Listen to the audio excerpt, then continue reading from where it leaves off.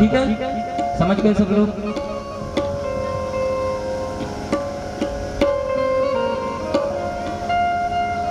तो मैं आपसे चर्चा कर रहा था, ये कथा कितने दिन होती है, कितने दिन नहीं होती, ये बात नहीं बताई। बोले सबसे पहले इस कथा को किसने किया? बोले नारद जी ने किया। सप्ताह विधि किसने चालू की? बोले नारद जी ने। और सुनाया किसने? बोले सनक, सनंदन, सनातन और सनत कुमार, जो ब्रह्मा जी के 4 मानस पुत्र हैं ना, इन्होंने कथा सुनाई। और जैसे ये प्रश्न सौनकादिक 88,000 महात्माओं ने जैसे ये बात सुनी तो बड़ा आश्चर्य हुआ। सूत जी क्या बोला आपने? शायद आपको कोई गलती हो रही है। जिन वक्ता श्रोता की आप बात कर रहे हैं वो ज्यादा देर एक जगह रुकते नहीं। नारद जी तो निरंतर परिव्राजक ब्रह्मचारी हैं, वो तो निरंतर नारायण नारायण नारायण नारायण कह करके तीनों लोगों में घूमते रहते हैं। और जिन 4 पुत्रों की आप बात कर रहे हो ब्रह्मा जी की, वो भी एक जगह ज्यादा रुकते नहीं है। तो आप ये जो वक्ता श्रोता की बात कर रहे हो, नारद जी एक जगह पता है कितनी देर रुकते हैं? जितना एक गैया के दूध को निकालने में समय लगता है उतनी देर नारद जी एक गृहस्थ के घर में रुकते हैं भैया। जर्सी गैया नहीं, देसी वाली जो गैया होती है जो वन में चरने जाती है, वो वाली गैया। आजकल तो अलग अलग प्रकार की गाय आने लगी है ना, उनको निकालने में तो आधा घंटा भी लगता है। वैसी वाली गैया नहीं, जो गैया जंगल में जाती है, चर करके आती है, और उसके दुग्ध को निकालने में जितना समय लगता है उतनी देर नारद जी एक गृहस्थ के घर में रुकते हैं। तो ऐसे नारद जी से हम क्या अपेक्षा कर सकते हैं कि वो 7 दिन एक स्थान पर रुक करके भगवान की कथा को सुन लें? ये कैसे हुआ? सौनकादिक 88,000 महात्माओं ने प्रश्न किया और सूत जी महाराज इसका उत्तर दे रहे हैं। एकदा हि विशालायां चत्वार ऋषयो मलाः सत्संगार्थं समायातः वृद्धसूत्रश्च नारदः। एक बार की बात है, बद्रिकाश्रम क्षेत्र में सनक, सनंदन, सनातन और सनत कुमार भगवान के सत्संग को करने की इच्छा से भ्रमण कर रहे हैं। इन्होंने सोचा कि कोई सुनने वाला मिलेगा तो उसको सुना देंगे, और कोई सुनाने वाला मिलेगा तो सुन लेंगे। अब लोगों की, हम लोग जो होते हैं कथा सुनाने वाले और सुनने वाले, ये लोग, हम लोगों की आदत होती है कि कोई सुनाने वाला मिल जाए तो उनके सामने नीचे बैठ के सुन लेते हैं, और कोई सुनने वाला मिल जाए तो यहाँ ऊपर बैठ करके सुना देते हैं। जैसे अभी हम लोग यहाँ से कमरे पे जाते हैं तो कमरे पे बैठ करके फिर सत्संग करते हैं। तो हम लोगों को कुछ और आता है नहीं, लिखा पढ़ी का काम हम कर नहीं सकते, कंप्यूटर चलाना हमको आता नहीं है, दूसरा कोई काम आता नहीं है, बोलना आता है, कथा सुनानी आती है, इन लोगों को गाना बजाना आता है, तो मिल करके वहीं सत्संग करते रहते हैं। तो ऐसे ही सनक, सनंदन, सनातन और सनत कुमार ये लोग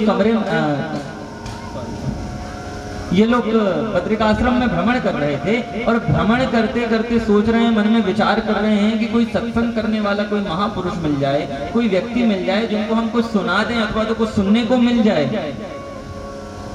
तभी उन्होंने देखा एक आश्चर्य की बात कि नारद जी चले आ रहे हैं सामने से, और नारद जी का मुंह उतरा हुआ है। और नारद जी का मुंह उतरा हुआ है तो सनक, सनंदन, सनातन और सनत कुमार ये 4 ऋषि हैं, ये पूछते हैं कि कथम ब्रह्मन् दीन मुखा कुतश्चिंता तुरोध भवान त्वरितो गम्यते कुत्र कुतश्च गमनम तव।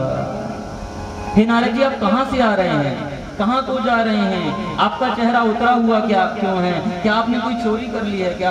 आप चोरी तो कर नहीं सकते। क्या किसी अगम्य स्त्री का संग हो गया है क्या? आप ऐसा भी नहीं कर सकते। तो आपके दुख का कारण क्या है? तो नारद जी कहते हैं, भैया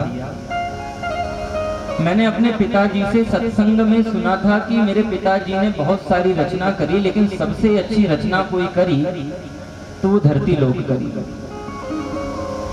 जैसे होता है ना, बहुत सारे, आप सिलाई का काम करते हैं, सिलाई का काम करते हैं ना, आपने बहुत सारे कुर्ते बनाए, लेकिन आपका एक मास्टरपीस है कि आप सूट स्पेशलिस्ट हैं, या आप कुर्ता बड़ा अच्छा बनाते हैं। जैसे हमारे यहाँ सिवनी वाले, हमारे पैराडाइज टेलर वाले, वही हमारा कुर्ता बनाते हैं, तो कुर्ता उन्हीं के पास बनाते हैं, मतलब वो कुर्ता अच्छा बनाते हैं, तो वो भी बड़े गर्व के साथ बताते हैं कि महाराज जी ने जो कुर्ता पहना है वो हमने बनाया है। तो ऐसे ही ब्रह्मा जी बहुत सारी सृष्टि कर रहे थे, और नारद जी को कहते हैं ये सब हमने बनाया, मंगल बनाया, बुद्ध बनाया, सूरज बनाया, चंदा बनाया, लेकिन सबसे अच्छा कुछ बनाया तो पृथ्वी लोक बनाया। और जैसे ही नारद जी ने सुना कि पृथ्वी पिताजी की सबसे पसंदीदा है, तो दर्शन करने के लिए आ गए पृथ्वी लोक पे। होती है ना इच्छा, आपने कोई अच्छा बनाया तो हमारे लिए भी कुर्ता बना देना। विनोद कर रहे हैं।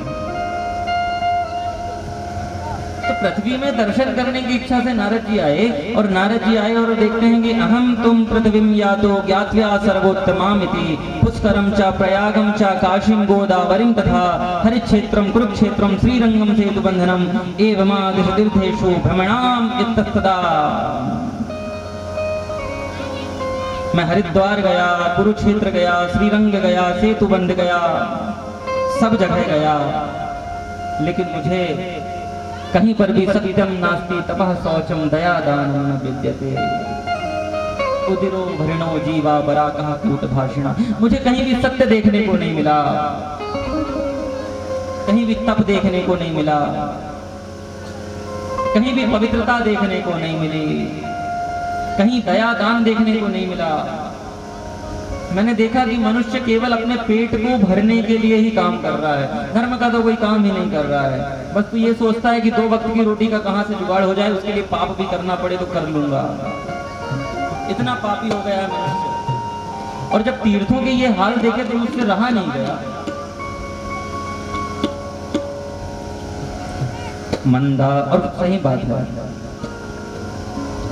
सत्य देखने को कहां मिलता है आजकल। जैसे ही फोन आता है किसी का, भाई साहब कहाँ हो, तो रहेगा लखनादौन में, बताएगा कोटे गांव, बस 5 मिनट में पहुंच ही गया, बस 5 मिनट लगेंगे। बात बात पे झूठ बोलने की आदत हो गई है व्यक्ति की। और आजकल तो एक और ट्रेंड निकला है, तुम्हारी कसम झूठ नहीं बोलूंगा, ये हाथ में गोरस रखा है झूठ नहीं बोलूंगा। ये कई लोग तो और हमने ऐसे ऐसे देखे, ये अग्नि रखी है झूठ नहीं बोलूंगा। अलग अलग लोग अलग अलग प्रकार से झूठ बोलना चालू कर। कहीं तप देखने को नहीं मिलता है भैया, कहीं तप देखने को नहीं मिलता। अरे साधुओं के अंदर भी तपश्चर्या नहीं बची। अरे क्या गौरव था हमारे सदगुरुदेव भगवान का, विचारशिला पर बैठ करके जिन्होंने तपश्चर्या करी होगी। अरे आपके नाम, आपके क्षेत्र को तो गौरवान्वित कर दिया हमारे सदगुरुदेव भगवान ने। बड़ा अद्भुत क्षेत्र है गोटेगांव। यहाँ पर कितने साधु संत महात्मा अभ्यागति नर्मदा के तट पर बैठ करके तपश्चर्या करते हैं, लेकिन धीरे धीरे धीरे धीरे ये तपश्चर्या करने का जो उपक्रम है वह भी नष्ट हो गया है। लोगों को दिखाने के लिए बाबा ज्यादा बन रहे हैं, पीला वस्त्र धारण कर लिया है, लुंजित मुंडी डंडी केशा काशायम बहुकृत वेशा उदर निमित्तम बहुकृत वेशा। पेट भरने के लिए पीला वस्त्र पहनना पड़े, भीख मांगने चले जाते हैं सुबह सुबह। और हम भी इतने पागल हो गए हैं कि बाबा साधु संत समझ करके उनको दे देते हैं, वो जाकर के टल्ली हो जाते हैं। नहीं, दान देने के लिए भी, जिसको आप दान दे रहे हो, दान एक अलग विषय है और किसी को दे देना एक अलग विषय है कि हाँ ठीक है तेरी सहायता होनी चाहिए ले ले, लेकिन दान के नाम पर किसी को दे रहे हो तो सामने वाला उसको ग्रहण करने योग्य है कि नहीं, उसको जानना भी आपको आवश्यक है। किसी को भी दे देना दान नहीं होता। आपके धन का उपयोग वो किस तरीके से कर रहा है इसका भी प्रभाव पड़ता है। आपने जिसको दिया है, कहीं पवित्रता देखने को नहीं मिल रही है, कहीं भी कुछ भी मिला खा लेता है व्यक्ति, कहीं भी कुछ भी दिखा चले जाता है।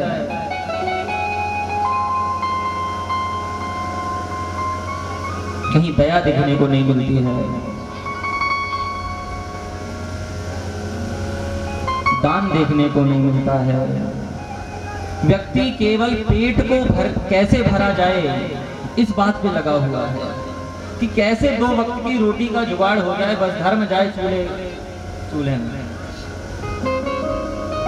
ऐसा नहीं होना चाहिए। धर्म से कमाओगे और धर्म से यदि तुम पैसा कमा रहे हो तो तुम्हारा धन जो है वो सद्मार्गगामी होगा, तुमको ऊपर ले जाने वाला होगा। और यदि अधर्म के मार्ग से तुम धन कमा तो लोगे, बहुत संपत्ति जोड़ लोगे, तुम्हारा धन किसी काम का नहीं है भैया, कहीं ना कहीं निकल जाएगा। वो हमने देखा है, बहुत बड़े बड़े श्रीमंत देखे हैं, बहुत बड़े बड़े सेठ साहूकार देखे हैं, धन तो उन्होंने बहुत कमाया अपने जीवन में, लेकिन उनके घर में संतानें ऐसा पैदा हो जाती हैं कि पूरा नष्ट कर दे।